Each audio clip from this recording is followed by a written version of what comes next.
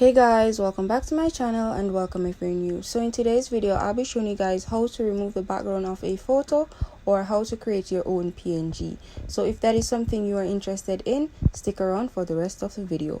So first things first, you want to ensure that you have a photo, and I'm just going to go to Chrome and search for a cup. You are required to save this image to your device. And I know that there are PNGs out there already, but sometimes it's very hard to find a PNG that you want to use, so this method is perfect for creating your own. So you're going to need this app right here called Background Eraser, and you can find it on the Google Play Store or the App Store. Now it is free and easy to use. So once you click on this app, you'll be greeted with this layout right here, and you simply need to click on load an image to load the photo that you recently saved, after which you are required to click on done to move on. Then once that is completed, it would automatically remove the background for you, or you have the option to manually remove the background.